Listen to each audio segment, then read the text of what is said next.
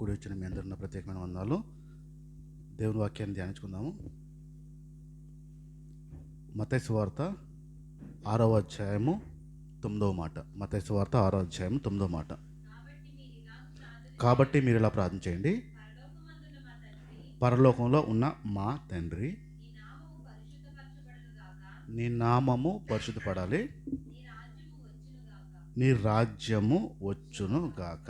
యేసు ప్రభు వారు అంటున్న మాట, నీ రాజ్యము వచ్చును గాక. దేవుని రాజ్యము రావాలని యేసు ప్రభు వారు ప్రార్థన గురించి మాట్లాడిన విషయాలు. ఆ రాజ్యం ఏంటి, ఎక్కడుంటుంది? రోమీయులకు రాసిన పత్రికలోని 14వ అధ్యాయం 17వ మాట. రోమీయులకు రాసిన పత్రిక 14వ అధ్యాయం 17వ మాట. దేవుని రాజ్యము భోజనమును పానమును కాదు, కానీ నీతి, సమాధానము, పరిశుద్ధాత్మలో ఆనందము. మనము సమాధానము అనే పదానికి ధ్యానిస్తున్నాం. దేవుని రాజ్యము అనగా దేవుని యొక్క సమాధానము. యోహాను సువార్తలోని 14వ అధ్యాయము 27వ మాట చెప్తుంది సమాధానం గురించి. శాంతిని మీకు అనుగ్రహించి వెళ్తున్నాను. పర్టికులర్గా చెప్పాడు ఏంటంటే, నా శాంతిని మీకు అనుగ్రహించి వెళ్తున్నాను. లోకంలో ఇచ్చినట్టుగా శాంతిని మీకు అనుగ్రహించట్లేదు. చాలు, మీ హృదయాన్ని కలవరపడనివ్వద్దు. దేవుడు ఇచ్చే మనశ్శాంతిని మనకిస్తున్నాడు. దేవుడు మనశ్శాంతిని ఇస్తున్నాడు. లోకం ఇచ్చే మనశ్శాంతి కాదు, ప్రపంచంలో దొరికే మనశ్శాంతి కాదు, కానీ డైరెక్ట్గా దేవుడి దగ్గర ఉన్న ఆ మనశ్శాంతిని మనకిస్తున్నాడు అని చెప్పాడు. ఇప్పుడు మీ పక్కోళ్ళకి అడగండి, తీసుకున్నారో తీసుకోలేదో అడగండి. దేవుడిచ్చే మనశ్శాంతిని తీసుకున్నారా తీసుకోలేదా అడిగారు? పొందారా? ఏం చెప్పారు? పొందారా అందరూ? మనశ్శాంతిని, దేవుడిచ్చిన మనశ్శాంతిని మనం అందరం పొందేమా?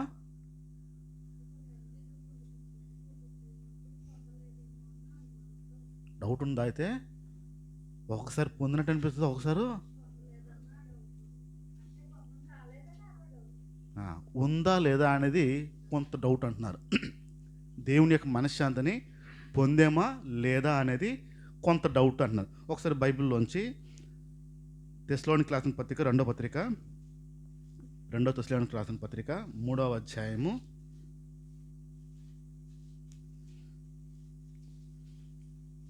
16వ మాట. 2 తెస్సలోనికీయులకు రాసిన పత్రిక 3వ అధ్యాయము 16వ మాట.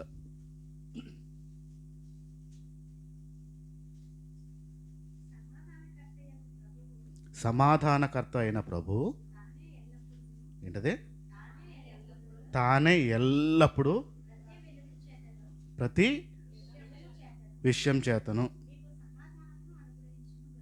మీకు సమాధానము అనుగ్రహించును గాక.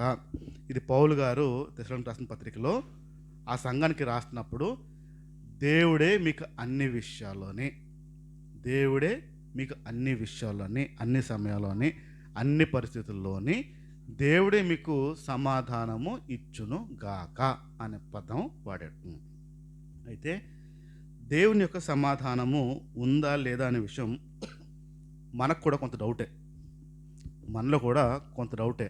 ఉన్నట్టుగా అనిపిస్తున్నా ఉందా లేదా అనే కన్ఫర్మేషన్ లేదు. ఎందుకు లేదు? కన్ఫర్మేషన్ ఎందుకు లేదు? మీ ఇంట్లో ఫ్యాన్ ఉందా అని అడిగారు అనుకోండి, ఏం చెప్తారు? కన్ఫర్మేషన్ ఏంటి? మీరు చూశారు కాబట్టి ఖచ్చితమైన కన్ఫర్మేషన్ ఏంటి? ఉందా లేదా అని చెప్పగలుగుతారు. బయట వాళ్ళు ఎవరినో అడిగాను అనుకుందాం, పలానా వాళ్ళ ఇంట్లో ఒక 3 ఫ్యాన్లు ఉంటాయా అని అడిగారు అనుకుందాం. వాళ్ళ ఇంట్లోనా? ఏం మరి తెలియదండి అని అనే ఛాన్స్ ఉంది. ఎందుకు? ఇప్పుడు సమాధానము, దేవుని సమాధానము మనలో ఉందా లేదా అనే విషయం అంటున్నామంటే, డౌట్ పడుతున్నామంటే మనం చూసేమో చూడలేదా? అయితే లేనట్టే. దాని అర్థం ఏంటంటే దేవుని సమాధానము లేనట్టే. దేవుని సమాధానము అంటే దేవుడిచ్చే సమాధానము ఉంటే 5 రకాల్లో పరీక్షించుకోవచ్చు. 5 రకాల పరీక్షలు పరీక్షించుకుంటే దేవుని సమాధానము ఉందా లేదా అనే విషయం ఒక క్లారిటీ వచ్చేస్తుంది. ఈరోజు మాట్లాడే విషయాల్లో ఆ 5 విషయాల్లోని, ఆ 5 అంశాల్లోని దేవుని సమాధానం ఉందా లేదా అనే విషయాన్ని పరీక్షించుకునే ప్రయత్నం చేద్దాం. మొట్టమొదటిది భయము అనండి ఒకసారి. ఉందా లేదా? భయం ఉందా? ఏ విషయంలో భయం ఉంది?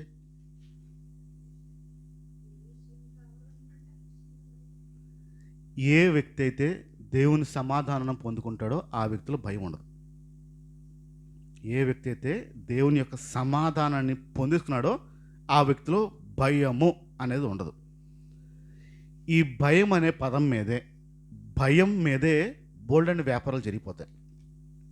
భయం అనే పదం మీదే విపరీతమైన వ్యాపారాలు జరిగే పరిస్థితులు చాలా ఎక్కువ ఉంటాయి. మీరు హాస్పిటల్కి వెళ్ళి, కార్పొరేట్ హాస్పిటల్కి వెళ్ళి మీరు పలానా నొప్పి అని చెప్పండి, పలానా నొప్పి అని చెప్పండి, మిమ్మల్ని భయపెట్టకుండా పంపడాడు. కార్పొరేట్ హాస్పిటల్కి వెళ్తే మీరు పలానా చిన్న నొప్పి చెప్పండి, మీ శరీరంలో ఉన్న అతి చిన్న నొప్పి చెప్పండి, మీరు భయంతోనే తిరిగి వస్తారు. మిమ్మల్ని భయపెట్టే తిరిగి వస్తాడు. డాక్టర్ని కూడా ధైర్యం చెప్పాలా, భయపెట్టాలా? కానీ ఇప్పుడు అది జరగట్లే. మీ భయాల మీద వ్యాపారాలు జరుగుతాయి. మీరు చిన్న నొప్పితో వెళ్తే ఇది అర్జెంటుగా కోసిపోతే, అర్జెంటుగా తీసుకుపోతే, ఎమర్జెన్సీ అంటారు. గుండె అయిపోద్ది. అప్పటి నుంచి మనకి కొట్టుకోవడం స్లో అయిపోద్ది. అప్పటి వరకు బాగానే ఉన్నాం మనము. ఆ హాస్పిటల్కి వెళ్ళి ఆ పదం వినగానే ఎక్కడ లేని భయం వచ్చేస్తుంది. అలా భయపెడతారు. మీ భయం మీద వాళ్ళు వ్యాపారాలు చేస్తారు. వెళ్ళి టెస్టులు చేయించుకోవాలంటే అదొక భయం, వెళ్ళి ఆ రిపోర్ట్లు తీసుకోవాలంటే ఇంకో భయం. ఏమొస్తుందో భయము భయము భయము భయము భయం. ఈ భయం మీదే సగం వ్యాపారం అంతా జరిగిపోద్ది. ఆ రిపోర్ట్లు వచ్చిన తర్వాత డాక్టరు బోల్డ్ అని మందులు రాస్తే, అమ్మో నాకు ఏదో పెద్ద జబ్బేమో, అదొక భయం. ఏమీ రాయలేదనుకోండి, ఏమీ రాయలేదంటే అది తగ్గని జబ్బు అయి ఉంటుందేమో. డాక్టర్ మనుషులు కాదు, ఏమీ రాయలేదంటే వీళ్ళు చెప్తారు, ఏమీ రాయలేదంటే అది తగ్గని జబ్బేమో, అది నయమో అవుదేమో, తగ్గదేమో, అందుకే ఇంక వేస్ట్ అని వదిలేసేయడం డాక్టర్ కూడా. ఈ భయాలు. హాస్పిటల్కి వెళ్ళాలంటే భయం, టెస్టులు చేయాలంటే భయం, రిపోర్టులు రావాలంటే భయం, మందులు వాడాలంటే భయం, ప్రతీదీ భయమే. భయం భయం భయం. మనిషి భయంతోనే బ్రతుకుతాడు. చచ్చే వరకు భయం మధ్యలోనే బ్రతుకుతాడు. ఈ భయం మీద జరిగే వ్యాపారాలు చాలా ఎక్కువే ఉన్నాయి. ఇల్లు కట్టిన తర్వాత ఆడెవడో వచ్చి, ఏంటి ఈ మూలన గోడ కట్టారేంటి, ఈ మూలన గోడ ఉండకూడదే అన్నాడా, అప్పటి నుంచి భయం మొదలైపోతుంది మనకి. ఎక్కడ లేని టెన్షన్ వస్తూ ఉంటుంది. అతను చెప్పాడు ఈ మూలన బరువు ఉండకూడదంట. బరువు. అప్పటి వరకు కట్టుకున్న ఆ ఆనందం, అప్పుడు వరకు కట్టుకున్న ఆ ప్రశాంతత ఆ ఒక్క మాటతో పోద్ది. ఆడెవడో వస్తాడు, చెప్తాడు కట్టకూడదు, బరువు ఉండకూడదు, ఉంటే ఇంట్లో పెద్ద తల ఫట్ బకెట్ తిన్నేస్తుంది అని అనగానే భయం మొదలైపోద్ది. మామూలు భయం ఉండదు. ఇంకా అంతా ఇంత కాదు. విశాఖపట్నంలో మా ఇల్లు కడుతున్నప్పుడు కూడా మా నాన్న కట్టిస్తున్నారు. ఆ మేస్త్రి ఎవరైతే ఉన్నాడో ఆ మేస్త్రి, నేను పక్కా వాస్తు ప్రకారం కడతాను, నేను ఎన్ని ఇల్లు కట్టానండి అని కట్టించాడు. ఆయన నమ్మి కట్టేశారు. ఆ దారిలో వెళ్తున్నప్పుడు, అలా వస్తున్నప్పుడు ఒకడు సంచి చేసుకుని, ఒక ఆయన వాస్తు చెప్తాం వస్తున్నాడు. కట్టే ఇల్లు దగ్గరికి వస్తున్నాడు. కట్టిన ఇల్లు దగ్గర కాదు, మీరు కడుతున్న ఇళ్ళ దగ్గరికే వస్తాడు. వచ్చాడు. వచ్చిన తర్వాత పైకి ఎక్కాడు. ఈ ఎల్ షేప్ ఉండకూడదు, ఎవడు కట్టాడండి అని చెప్పాడు. డౌట్ పెట్టాడు మా నాన్నకి. ఈ ఎల్ షేప్ ఈ ప్రాంతంలో ఉండకూడదు, ఇక్కడ నుంచి లైటింగ్ రావాలి, గాలి రావాలి, ఎవరు చెప్పారండి మీకు, అసలు చాలా రిస్క్ అండి, అది మీరు రిస్క్ చేస్తున్నా చూసుకోండి అని చెప్పాడు. 1000 ₹1 పట్టుకుని వెళ్ళిపోయాడు. అర్జెంటుగా మా నాన్న మేస్త్రిని పిలిస్తే మొత్తం ఎరకొట్టాడు సార్. మొత్తం ఎరకొట్టే ఉండకూడదంట అని. ఈ మాట నాకు తెలిసిన తర్వాత, డాడీ ఆయన అలాగన్నాడు కదా, ఇంకో ఆయన పిలుద్దాం అన్నాను. పోయింది ఇంకొక 1000, ఇంకో ఆయన పిలుద్దాం. ఆయన కూడా సేమ్ అన్నాడు అనుకోండి, చేద్దాం. వేరేది అన్నాడు అనుకోండి, చేయదు అన్నాను. లేదు లేదు అతను బాగా చెప్పాడు అన్నాడు. అదే ఇంకోటి పిలుద్దాం అన్నాను. ఇంకోటిని పిలిచాం. ఇంకోటిని పిలిచి చెప్పే పద్ధతి మార్చాను. ఏమన్నానంటే, ఇదిగోండి ఈ ప్రాంతంలో మేము ఇలా ఉండాలనుకుంటున్నాం, ఇలా చేయాలనుకుంటున్నాము, మాకేమో ఇది నచ్చింది, ఈ ప్రాంతంలో ఇలా చేయొచ్చా చేయకూడదా అని వేరే చూపించాను. అడిగి అది చూపించలేదు. ఆడంతా చూశాడు, ఇది బాగానే ఉంది కానీ అది బాగాలని చెప్పాడు. ఏది మేము ఏది చేయాలనుకుంటున్నాం, అది మేము ఏదైతే ఎలా కావాలనుకుంటున్నామో దాన్ని చూపించి అది చూపిస్తే అది కాదని చెప్పాడు. మీకు ఈ వాస్తు చెప్పేవారు ఎవరైనా సరే కూడా మీరు చెప్పిన దానికి వ్యతిరేకంగా చెప్తేనే డబ్బులు ఇస్తారు. మీరు వాళ్ళ ట్రిక్ అదే, వారి లాజిక్ అదే. అంత బాగానే ఉంది అనుకోండి, డబ్బులు అని ఎత్తాడా?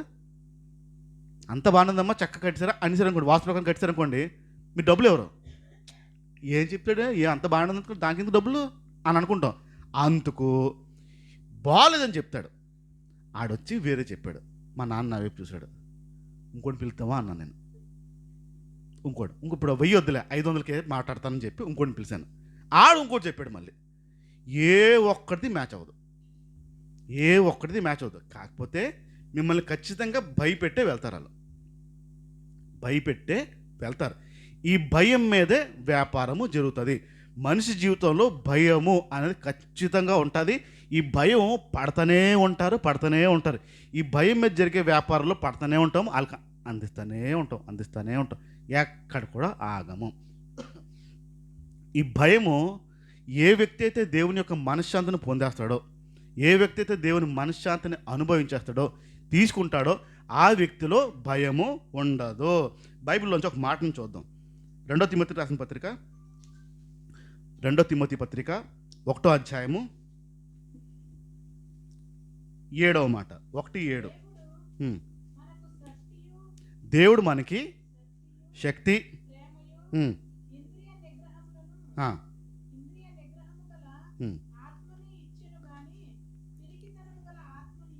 మళ్ళీ చదువు. దేవుడు ఏంటి ఇచ్చాడంట మనకి? దేవుడు శక్తి, ప్రేమ, ఇంద్రియ నిగ్రహము, ఆత్మ ఇచ్చాడు. కానీ పిరికితనపు ఆత్మని దేవుడు ఇవ్వలేదు.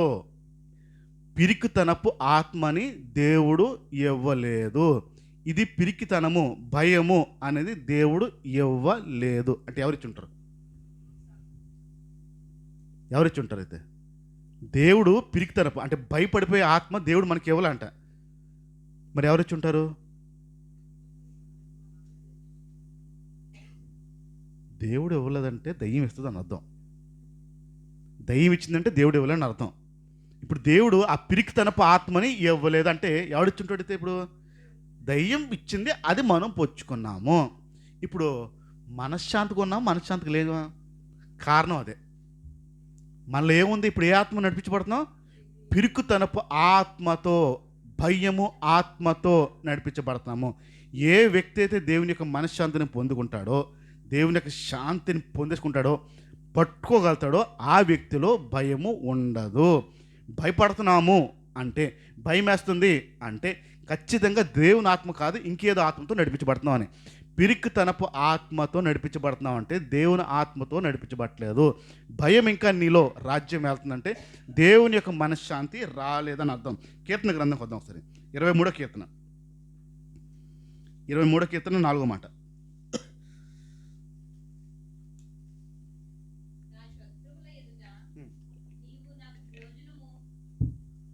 23:4. గాఢాంధకారపు లోయలో నేను సంచరించినాను, ఏ అపాయానికి భయపడను, నీవు నాకు తోడై ఉండవు. చాలు. ఇది దావీదు గారు రాస్తున్న మాట. భయంకరమైన గాఢాంధకరమైన లోయలో ఆయన ఒకవేళ నడిచిన, మరణపు అడుగుల్లో నడిచిన, ఏ మాత్రము భయపడను అంటున్నాడు. ఈయనకి పిరికాత్మ లేదు. ఇప్పుడు పిరికాత్మ లేదు. ఈయన దేవుని ఆత్మ చేత నడిపించబడుతున్నాడు. మనశ్శాంతి కోల్పోలేదు అందుకు. దేవుని ఆత్మతో నడిపించబడితే అంత భయంకరమైన పరిస్థితుల్లోంచి వెళ్తున్నా ఏ రోజు భయపడం. ఇప్పుడు ప్రధానంగా మనిషికి ఉండే భయం, ఏ భయం ఎక్కువ ఉంటుంది? మరణ భయమేనా? అదేనా? అంతకు మించిన భయం ఇంకేముందా? ఇంకేం లేదా? అంటే బ్రతకాలని ఆశ, చనిపోతామని భయమా?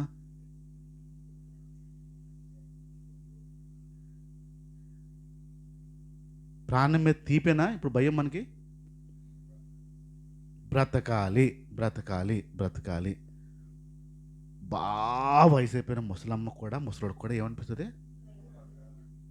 బతకాలనిపిస్తుంది. వర్షం పడుతూ ఉంటే పిడికి నెత్తిన పడిపోద్దామని లోపల దాక్కుంటుంది ముసలమ్మ.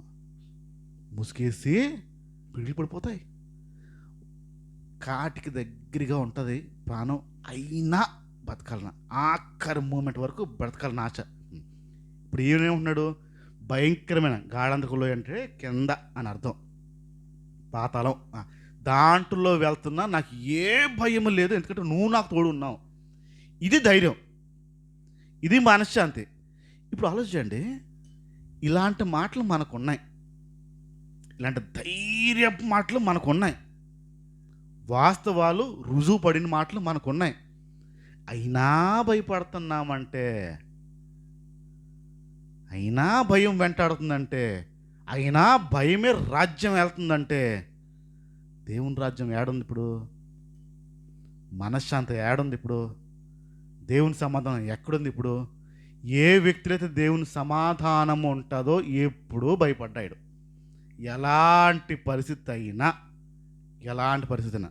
ఇప్పుడు యేసుప్రభుని ఎందుకు నమ్ముకున్నారంటే ఏం చెప్తారు? యేసుప్రభుని ఎందుకు నమ్ముకున్నారంటే ఏం చెప్తారు చెప్పండి? ఆయన రాజ్యానికి వెళ్ళాలనే కదా. ఆయన రాజ్యానికి ఎప్పుడు వెళ్తారు? ఎప్పుడు వెళ్తారు?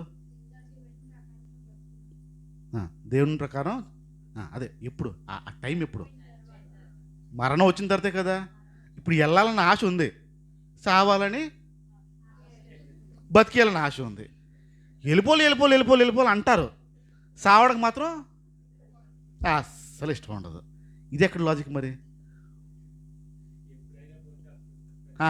ఎప్పుడైనా పోవాలి, కానీ ఎప్పుడైనా పోవడానికి ఇష్టపడతాడు మనిషి. వెళ్ళిపోవడానికి ఇష్టపడే మనిషి కానీ పోవడానికి ఇష్టపడ్డు. చూడండి, పరలోకం వెళ్ళిపోవాలంటాడు కానీ చావు ఇష్టపడ్డు. ఇప్పుడు ఈ భయం ఉన్నవాడు ఖచ్చితంగా దేవుని రాజ్యానికి వెళ్ళడు. బైబిల్ చెప్తున్న మాట ఏంటంటే, పిరికోడు దేవుడి రాజ్యానికి వెళ్ళడు, భయస్తుడు దేవుడి రాజ్యానికి వెళ్ళాడు. ఎందుకంటే ఆడిలో ఉన్నది దురాత్మ చేత నడిపించబడతాడు. అపవాది ఎప్పుడు భయపెడతాడు. భయపడ్డావా, అపవాదికి ఉన్న ఆ బలం నీలో వచ్చినట్టే. ధైర్యంగా నిలబడ్డావా, దేవుని మనసు వచ్చేస్తుంది. ఏదేమైనా ఎలాగున్నా. ఇంకొక చిన్న వచనం చూద్దాం. కీర్తన గ్రంథంలో 118 కీర్తన 6వ మాట. 118:6.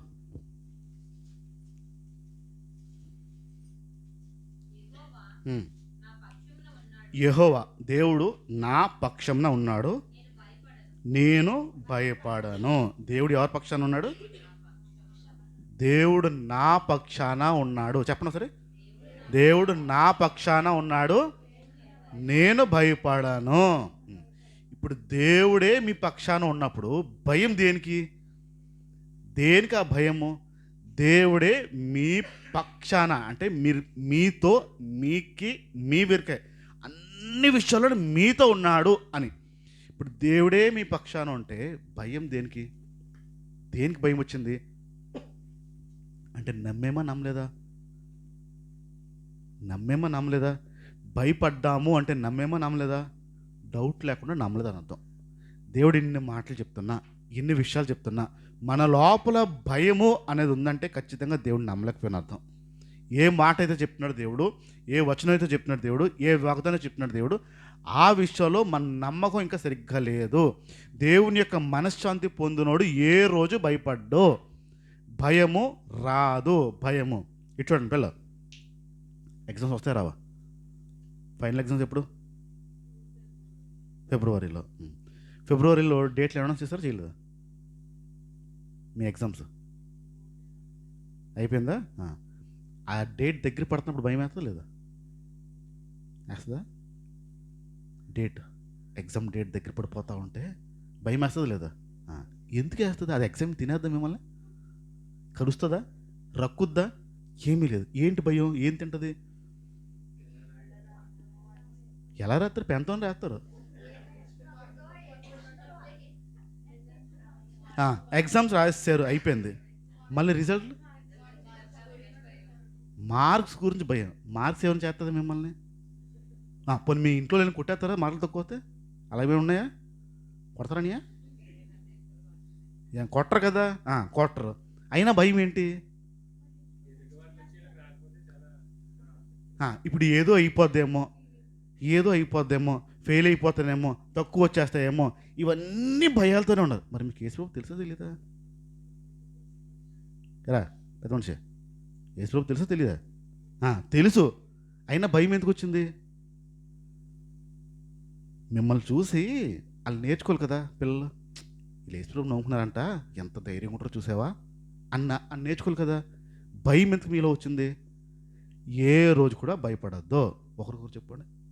మీ ముగ్గురే నాకెప్పరా అక్కడ చెప్పు.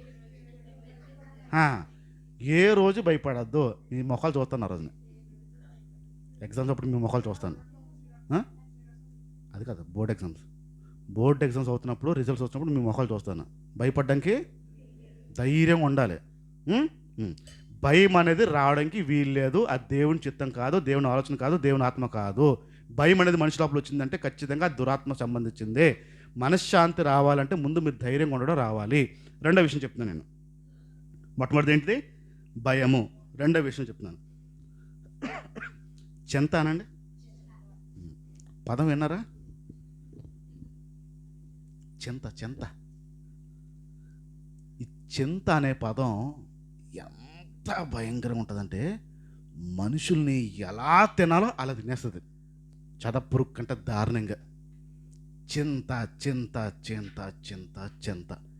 ఈ మనుషుల లోపల భయం వేరు, చింత వేరు. చింత తినేస్తుంది, భయం తిందు. మిమ్మల్ని భయపెడుతుంది తప్ప భయం తిందు. కానీ చింత తిన్న ప్రారంభిస్తుంది. బైబిల్ ఏం చెప్తుందో ఒకసారి చూద్దాం. మొదటి పేతురు పత్రిక 5వ అధ్యాయము 7వ మాట. మొదటి పేతురు పత్రిక 5వ అధ్యాయం 7వ మాట. ఆయన మిమ్మల్ని గురించి చింతించున్నాడు కనుక మీ చింత యావత్తు ఆయన మీద వెయ్యడి. మళ్ళీ చదవండి. ఆయన నా గురించి చింతిస్తున్నాడు చెప్పండి. ఆయన నా గురించి చింతిస్తున్నాడు కనుక నా చింత యావత్తు. ఇప్పుడు చింతిస్తుంది ఎవరు గురించి చింతిస్తున్నాడంట? దేవుడు మీ గురించి చింతిస్తున్నాడంట. ఇక్కడ కూర్చున్న మన గురించి, వింటున్న వారి గురించి దేవుడు మనుషుల గురించి చింతిస్తున్నాడు. గనుక మీరు చింతించద్దు. ఒకే ఇల్లు ఒకే పొయ్యి అనుకుందాం. ఒకే ఇల్లు ఒకే పొయ్య. కోడలు ఒకసారి, అత్త ఒకసారి రెండు అన్నాలు పెట్టేస్తారు, వేరే ఒకటే పెడతారా? ఎందుకు ఒకటే పెడతారు?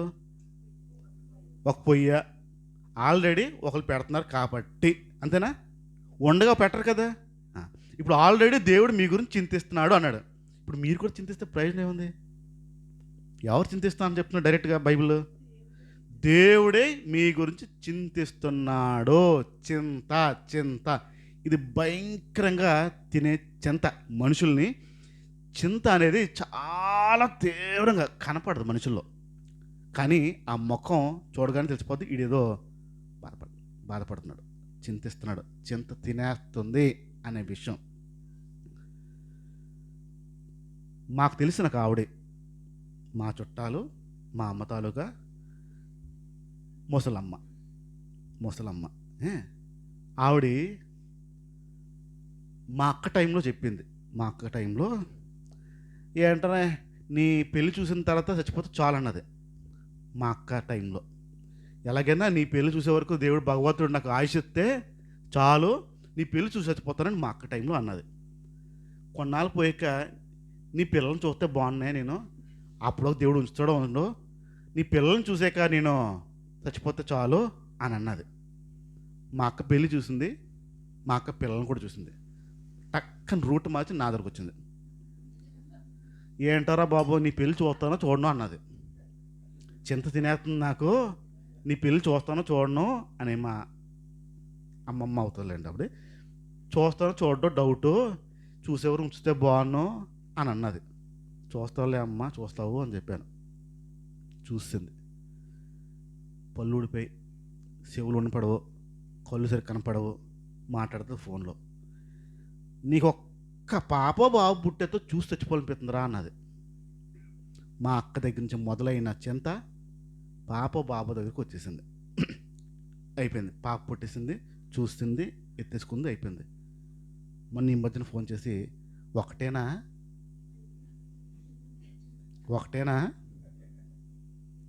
ఇంటి పేరుని నిలబెట్టవా, కొనసాగించవా అని, ఇంటి పేరుని కొనసాగించు, ఇంకొక్కడిని కనీరా, ఏంటో అది దిగులేస్తుంది, ఇంటి పేరు పోద్దేమో, ఇంటి పేరు పోద్దేమో, ఇంటి పేరు పోద్దంట. ఎక్కడ పోద్ది? ఇంటి పేరు పోద్దేమో, చింత వేస్తుంది, నాకు దిగులేస్తుంది, అస్తమానం అదే ధ్యాస, ఇంటి పేరు పోద్దేమో అని. అమ్మా, ఇప్పటికే పుష్కలంగా బీపీ ఉంది, బోల్ ట్యాబ్లెట్లు మింగుతున్నాం, ఒంటి నిండా షుగర్ ఉంది, బోల్ ట్యాబ్లెట్ మింగుతున్నాం, ఈ చింత నీకు అవసరమా అన్నాను. మరి నేను చింతించకపోతే ఎలాగా అంటాను. బోల్ ట్యాబ్లెట్లు మింగుతుంది, ఈ టెన్షన్సే. పనికి మాలిన చెత్తంతా, ఎక్కడ లేని చెత్తంతా చింతంతగా మార్చుకుని ఆరోగ్యాలు పాడు చేసుకోవడం. చింత చింత చింత మామూలుగా తింటలే, మాట్లాడితే ఆడికి ఇంకోటి పుట్టయితే బాగున్నా తెరిచొస్తుందంట. అస్తమానం అదే మాట, ఎవడు కనిపడినా. ఇప్పుడు చింత ఏంటి ఆవిడకి? నాకు లేని చింత ఆ ముసలి దానికి ఉంది. అక్కడ చింతిస్తే నేను చింతించాలి, ఆవిడకి ఎందుకు? ఇప్పుడు చింతిస్తే దేవుడు చింతించాలి, నీకెందుకు? అదేగా చెప్పాడు ఇక్కడ, నువ్వు చింతించగా నేను చింతిస్తాను, నీ చింతంతా నా మీద వేసేసుకో అన్నాడు. నువ్వేం చింతిస్తావులే కానీ నీ పని చూసుకో, నేను చింతిస్తాను. నా ఆరోగ్యం పాటు చేసుకోవాలి కదా మరి, నేను ఇప్పుడు బీపీ షుగర్ లేవు తెచ్చుకోవాలి కదా నేను. ప్రభా, నేను చింతించి నా ఆరోగ్యం పాటు చేసుకుంటాను, అంతే. అదేనా? చింత చింత చింత. పిల్లలు ఏమైపోతారో, పిల్లల భవిష్యత్తు ఏమైపోద్దో, పిల్లల భవిష్యత్తు. ఆడేమో ఆడ చదవట్లేదు, మాట వింటలేదు. ఎవరు? ఆడేమో సరిగ్గా చదవట్లేదు, ఆడ అస్సలు మాట వింటలేదు. ఇది ఆడపిల్ల ఎలాగైనా పర్లేదండి, పెళ్లి చేసి పంపించేయచ్చు, ఒక ధీమా. మగోడు ఏమవుతాడో ఎలా అవుతాడో అదొక భయము, ఉద్యోగం వస్తుందో రాదో అదొక డౌటు. పెళ్ళి చాలా కష్టంగా ఉంది ఇప్పుడు, ఆడపిల్లలు దొరకడం చాలా కష్టంగా ఉన్నాయి. చింతలు ఇవన్నీ చెప్తున్నాను, ఇవన్నీ మనిషికున్న చింతలే. ఆడపిల్లలు దొరకట్లేదు, దొరికినా ముక్కు వంకర చెవు వంకర దొరుకుతుంది, మనకు సెట్ అవ్వట్లేదు అవి, ఇదొక బాధ. పెళ్ళి అయిపోయిన తర్వాత ఇంకో బాధ. అన్ని బాధలేని కాదా, బతుకంతో చింతలే కాదా. పెళ్ళి అయిపోయిన తర్వాత ఆడికి పిల్లలు పుట్టడం, మళ్ళీ వాళ్ళ పిల్లలకి చదువులు, మళ్ళీ వాళ్ళ పిల్లలకి పెళ్ళిళ్ళు, మళ్ళీ వాళ్ళకి పిల్లలు. కొనసాగుతుందా లేదా చింత? ఏది వదలం చూడండి, అన్నీ అవుతుంటాయి. కానీ మీరు అనుకున్నా అనుకోకపోయినా అన్ని పనులు దానికి అదే ఆటోమేటిక్గా జరిగిపోతూనే ఉంటాయి. విచిత్రం ఏంటంటే చింత కూడా వదలం మనం. చింతిలో వదలం, ఆ పని ఆగడం మాందు. దేవుడు ఆ పనులన్నీ టైం ప్రకారం చేసుకుంటా వెళ్ళిపోతాడు. మీరు చింతించడం వల్ల ఒక్క దమ్మిడి లాభం ఉండదు, మీ ఆరోగ్యం పాడైపోవడం తప్ప. ఇప్పుడు చింతించడం అనేది ఎవడు చేస్తాడంటే, దేవుని సమాధానం తెలియనోడు చేస్తాడు. చింత ఎవడు తినేస్తుందంటే, దేవుని సమాధానం రుచి చూడనివాడు, పొందుకొనివాడు చింతకి గురవుతాడు. ఇప్పుడు చెప్పండి, చింత ఉందా లేదా? చింతలు ఉన్నాయి లేవా? అంటే సమాధానం ఉందా లేదా? ఏ విషయంలో చింత లేదా? మీ ఆయన రక్షణ విషయంలో అది నా దగ్గర జాగ్రత్త మాట్లాడండి కొంచెం. చింత లేకుండా ఉండడు మనిషి, చింత లేకుండా మనిషి ఉండడు. దేవుని సమాధానం పొందుకున్నావా, అస్సలు నీకు చింత అనేది దగ్గర రాదు. అంత అద్భుతంగా ఉంటుంది దేవుని సమాధానం. మూడో విషయంకి వస్తున్నాను. మూడో విషయం ఏంటంటే ఆందోళన అండి. ఆందోళన. ఉందా లేదా? విన్నారా పదం? ఆందోళన అనే పదం విన్నారా? ఈ ఆందోళన కొన్నిసార్లు మనిషిలో ఉంటుంది. ఆందోళన చెందడం, ఆందోళన పొందడం. ఏ? ఒకరోజు సుమారుగా 10:30, 11 అవుతుంది. ఒక నాయనమ్మ ఫోన్ చేసింది. ఒక మనవడికి నాయనమ్మ, మనవడికి నాయనమ్మ ఫోన్ చేసింది. ఫోన్ చేసి ఎలా మాట్లాడిందో చెప్తున్నాను. దాని ముందే ఆ పిల్లవాడు అమ్మగారు మాట్లాడారు. 10:30, 11 ఆ టైంలో ఆ నాయనమ్మ గారు ఫోన్ చేశారు. ఫోన్ చేసి మాట ఎలా ఉందంటే, బాబు బాబు బాబు మా మా మనవడు అంటుంది. ఏదైనా అయిపోయిందేమో అనిపించింది. ఈ ఈ ఈ ఈ గాబరా 10:30, 11కి ఫోను, బాబు బాబు మా మనవడు, గాలి వస్తుంది తప్ప మాట రావట్లే. మా మనవడు హాస్టల్లో పెట్టాం కదా, వాంతులు విరోచనాలు అయిపోతున్నాయంట. అంతే, వాంతులు విరోచనాలు మాత్రమే. దానికి నాయనమ్మ గారు కంగారు పడ్డారండి. చచ్చిపోయాడు అన్నట్టుగా పెట్టింది. ఇంక కాసేపులో మా మనవడు అయిపోతాడు, ఇంక లేగడం ఇంకా అన్న రేంజ్లో ఆవేశం వచ్చేస్తుంది లోపల నుంచి. ఏంటో అయిపోద్ది. భయంకరమైన ఆందోళనతో ఫోన్ చేసింది ఆవిడ. నాకు వాళ్ళ అమ్మ ముందే సాయంత్రం 6ంటికి చెప్పింది, అన్న కొంచెం బాగాలేదంటే ప్రార్థన చేయండి. అయిపోయింది. తల్లికి ఏమీ లేదు. చాలా సునాయాసంగా ఆందోళన లేకుండా, ఆడేదో తిని చుట్టాడు గడ్డి, బయట గడ్డి, వాంతులు విరోచనలు అవుతున్నాయిలే, టాబ్లెట్ తగ్గిపోద్దులే అని చాలా సునాయాసం ఉందని తల్లి. నాయన ముందే అయ్యో బాబోయ్, వయసు అయిపోయిందమ్మా, నువ్వు జాగ్రత్తగా ఉండు, నీ వయసు అయిపోయింది, జాగ్రత్తగా ఉండు, పనికి మళ్ళీ ఆందోళన ఎక్కించుకోక, వాంతులు విరోచనాలే కదా, ఇప్పుడు నువ్వు ఈ రేంజ్లో నీ హైపర్ టెన్షన్ పెంచుకున్నావు అనుకో, నీకు మొదలవుతాయి వాంతులు విరోచనాలు. నీ కొడుకు పరిగెట్టాలి తీసుకుని, ఎందుకు వచ్చింది నీకు తలనొప్పి, తగ్గిపోద్ది రేపు, వాంతులు విరోచనకి ఎందుకు కంగారన్న. లేదు బాబు, ఆడు ఉండగలుగుతాడు, లేదో నీరసం అయిపోయాడేమో. ఏమీ లేదు.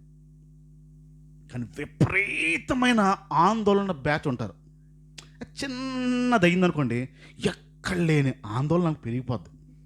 ఆందోళన ఆందోళన ఆందోళన. ఏమైపోద్దో. ఏ వ్యక్తికైతే దేవుని సమాధానము ఉంటుందో ఆ వ్యక్తిలో ఆందోళన ఉండదు.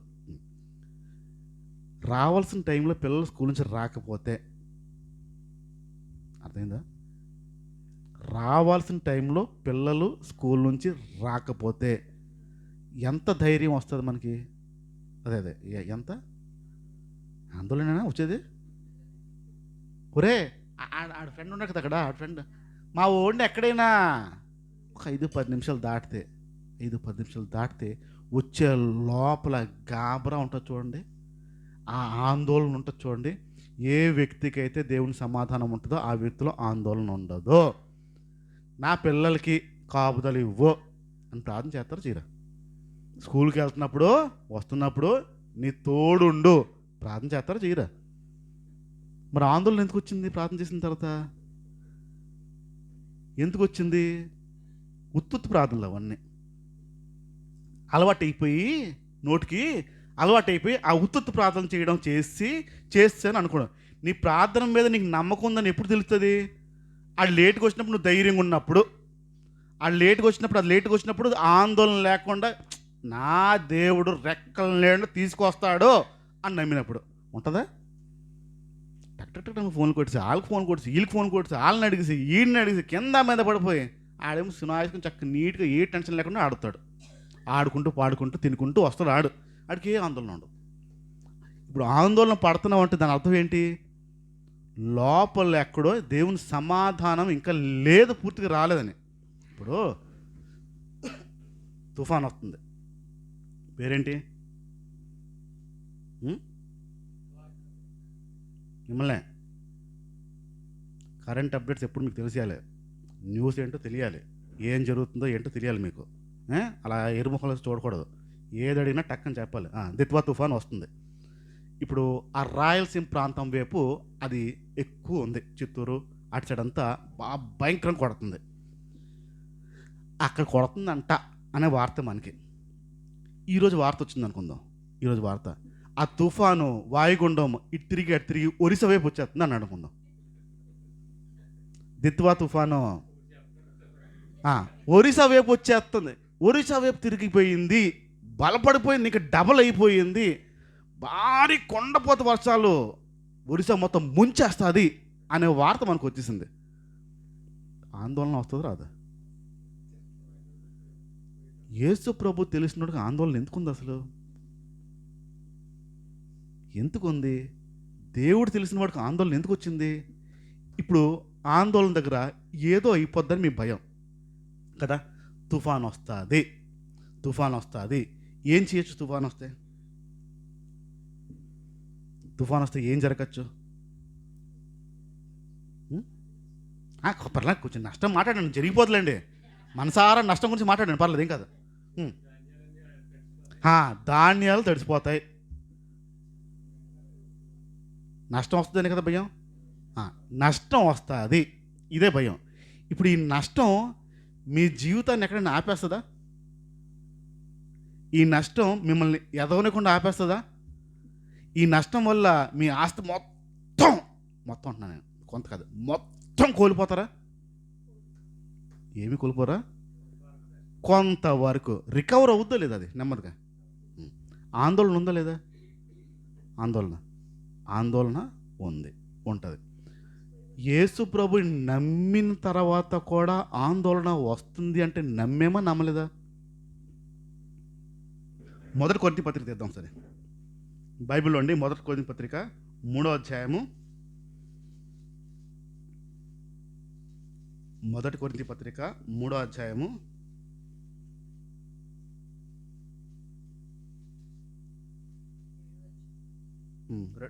5 నుంచి ఒకసారి.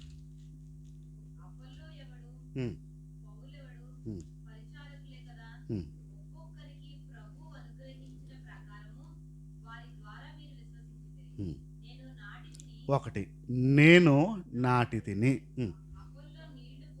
అపోలో గారు నీళ్లు పోసారు. వృద్ధి చేసేది మాత్రం దేవుడే. ఇక్కడ ఇద్దరు గురించి మాట్లాడుతున్నాడు. ఇద్దరు ఏంటంట? ఒకడేమో నాటాడు, విత్తనం నాటాడు. ఇంకోడు వచ్చి ఆ విత్తనం మీద నీళ్ళు పోసాడు. ఒకడు నాటినా, ఒకడు నీళ్ళు పోసినా అది వృద్ధి చేయాలంటే ఎవరు చేయాలంట? విత్తనం ఎవరో వేశారు, నీరు ఇంకెవరో వేశారు. ఆ విత్తనము నీరు ఎవరు వేసినా ఎవరు చేసినా అది ఎదగాలంటే దేవుడు తప్ప ఇంకో మార్గం లేదంట. దేవుడే దాన్ని వృద్ధి చెయ్యాలి. విత్తనం మీరేస్తే వచ్చింది, ఇప్పుడు దేవుడు అనుకుంటూ వచ్చింది అది మొక్క. మీ పని అంతే, విత్తనం వేయడం వరకు, నీరు పోయడం వరకే. కానీ అది రావాలి అంటే ఖచ్చితంగా దేవుడు అనుగ్రహం లేకపోతే రాదు, దేవుడు ఒప్పుకోకపోతే రాదు. విత్తేవాడు సరిగ్గా విత్తకపోయినా, దాని అర్థం ఇంకోలా చెప్తాను మీకు చూడండి. విత్తనాలు వేసినప్పుడు మీరు సరిగ్గా వేయకపోయినా, నీరు పోసినప్పుడు సరిగ్గా వేయకపోయినా దేవుడు వృద్ధి చేస్తేనే అవుతుంది అర్థం. అర్థమైందా? ఇంకోలా చెప్తున్నాను నేను. విత్తనాలు సరిగ్గా చల్లకపోయినా, నీరు సరిగ్గా వేయకపోయినా అది వృద్ధి చెందాలి అంటే దేవుడు తప్ప ఇంకో దిక్కు లేదని అర్థం. ఇప్పుడు వృద్ధి చేసేది దేవుడు, ఆ మొక్క రావాలంటే దేవుడు. ఆందోళన మనకెందుకు? ఇప్పుడు నమ్మకం ఏంటంటే మేమేసాం, మా పంట మేమేసాం, మీరు వేయలే. అది వృద్ధి చెందాలంటే దేవుడే. దేనికి ఆందోళన? ఏ విషయంలో ఆందోళన? ఈ ఆందోళన కలిగి జీవిస్తున్నామంటే దేవుడు తెలుసు అన్నట్టు తెలియనట్ట. ఇప్పుడు వృద్ధి చేసిన వాడు ఆయన అయినప్పుడు మన ఆలోచన నేను మరలా ఇంకోసారి వేసినప్పుడు ఇంకా ఎక్కువ వస్తుంది, ఈ ఆలోచన రావాలి. ఒకవేళ ఇప్పుడు నష్టం వచ్చినా మరలా నేను ఇంకోసారి వేసినప్పుడు ఆయన చేస్తాడు కాబట్టి ఇంకా ఎక్కువ వస్తుంది అని రావాలి నమ్మకం. కానీ ఆందోళన కలిగి జీవిస్తున్నామంటే ఖచ్చితంగా దేవుని ఆత్మ మనలో పనిచేయట్లే. మనలో ఆందోళన ఇంకా తింటుంది అంటే, చిన్న చిన్న నాటలకి ఆందోళన పడిపోతున్నామంటే దేవుని మనశ్శాంతి ఇంకా లేనట్టే, దేవుని సమాధానము లేనట్టే. ఏ వ్యక్తి అయితే దేవుని సమాధానం ఉంటుందో, ఏ వ్యక్తులైతే దేవుని సమాధానం పొందుకుంటారో ఆ వ్యక్తిలో ఆందోళన అనేది ఉండదు. 3 విషయాలు నేను మాట్లాడాను. మొట్టమొదటిది భయము. ఏ వ్యక్తిలో అయితే దేవుని సమాధానం ఉంటుందో ఆ వ్యక్తిలో భయము అనేది ఉండదు. రెండోది చింత. సమాధానం పొందేవా ఏ రోజు నీలో చింత ఉండదు. చింత ఉంది అంటే ఇంకా సమాధానం పొందుకోలేదని అర్థం. మూడో విషయం ఏంటంటే ఆందోళన. ఏ వ్యక్తులు అయితే ఆందోళన ఉంటుందో ఆ వ్యక్తిలో దేవుని సమాధానము లేనట్టు లేదు. దేవుని సమాధానం కలిగిన వాడు, దేవుని సమాధానం రుచి చూసిన వాడు, వాడిలో ఆ ఆందోళన ఉండదు. ఇంకా కొన్ని విషయాలు ఉన్నాయి, వచ్చే వారాన్ని మనం ధ్యానించుకుందాం. తుఫాన్ ఇటు రావట్లేదు, గుర్తుపెట్టుకోండి. అది ఊరికి నేను ఉపమాన కింద వాడాను, తుఫాన్ అట్టే ఉంది. వచ్చినా ప్రార్థన చేసి తోలేద్దాం దాన్ని పెద్ద. Amen amen. కళ్ళు మూసుకుందాం, ప్రార్థన చేద్దాం. ప్రభా, నీకు వందనాలు చెల్లించుకుంటున్నాను తండ్రి. మీరిచ్చే సమాధానము అది లోకంలో ఇచ్చే సమాధానం కాదని చెప్తున్నాం. లోకంలో ఉన్న సమాధానము కొంతకాలమే, కొంతసేపే. ఆ సమాధానం పొందేసిన తర్వాత మరలా మాకు ఆ సమస్య గుర్తుకొస్తుంది. మీరిచ్చే సమాధానము అది శాశ్వతమైన సమాధానము. ఇదిగో కొన్ని సందర్భాల్లో మేము ఆ సమాధానం కలిగి ఉన్నామా లేదా అనే విషయాన్ని మేము పరీక్షించుకుంటే సరైన అవగాహన మాకు లేదు. ఖచ్చితంగా చెప్పలేకపోతున్నాము మాకు సమాధానం ఉంది అని. నీ మాట స్పష్టంగా చెప్తుంది. ఏ వ్యక్తులైతే నీ సమాధానం ఉంటుందో ఆ వ్యక్తిలో భయం ఉండదు. మాలో భయాలు ఉన్నాయి, భయంతో వెంబడించబడుతున్నాం.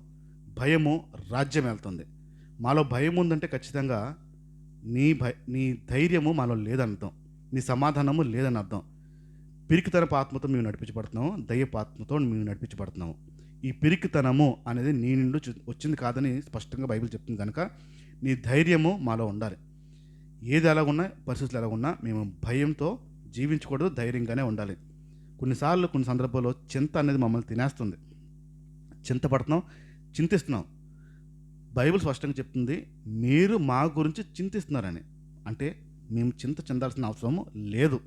కనుక ఇంకెక్కడైనా మాలో చింతలు అనేవి మమ్మల్ని తింటా ఉంటే అది తీసివేసి మేము నీ సమాధానంతో జీవించేలా మాకు సాయం చేయండి.